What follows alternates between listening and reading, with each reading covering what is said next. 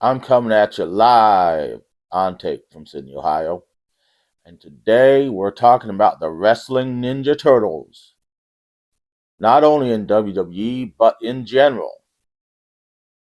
Now, in WWE, first let me take you back to the early 90s. And the Ninja Turtles were everywhere. They had 3 movies in theaters. They had a hit cartoon. They had merchandise everywhere.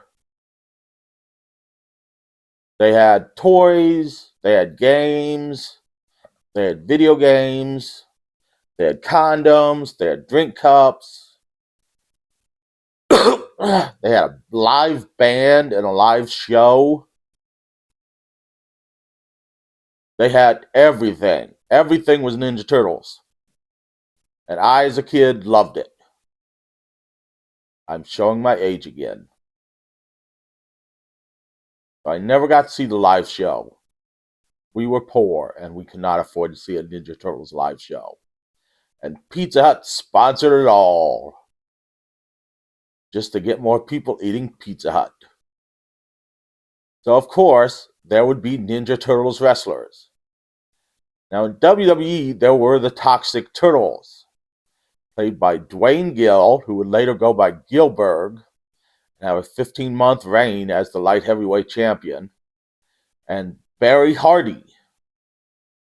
Now, the way the story goes, these two were jobbers in WWE, known as the Executioners and known as Dwayne Gill and Barry Hardy. But they wanted to get more wrestling time because they weren't under contract. And at the time, the more matches they wrestled, the more money they'd make. So they had these costumes made up looking like Michelangelo and Raphael. And they would know, and the nickname they gave themselves were the Battling Turtles. Now, they never got on the card, though they were trying to, as the Battling Turtles. So Dwayne Gill put on the costume and started dancing in the locker room and spinning on the shell. Vince McMahon walked in and noticed it and had him take off the mask, showing he's Dwayne Gill, and decided to put them on the card since they had 2 costumes against a couple other wrestlers who were jobbers. And this was going to be a job match to the Turtles, who they renamed the Toxic Turtles, kind of mixed with the Toxic Avenger, who was big at the time, and the Ninja Turtles. This match was... Vince found it hilarious. And so did the boys in the back. The audience did not. The audience started booing about a couple minutes in, out loudly. It started out with the Turtles coming out to Max Moon's entrance theme, who had recently left the WWE. And initially the audience was into it. And the Turtles were just doing basic moves, including one of them getting stuck on the back of a shell like an actual turtle would, and the other turtle coming in and knocking him off his shell.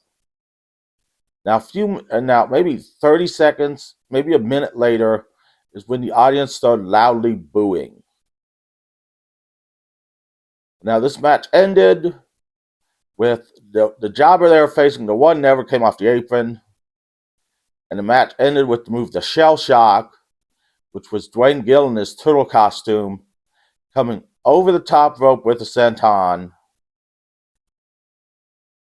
and hitting them with the shell side down and then getting the pin. At one point, one of them yelled, "It's great being a turtle in the match."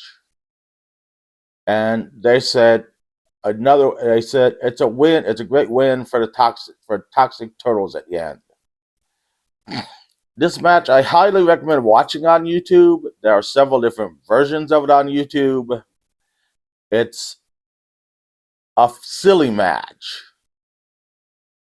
Another wrestling turtle at the time was in USWA in Memphis.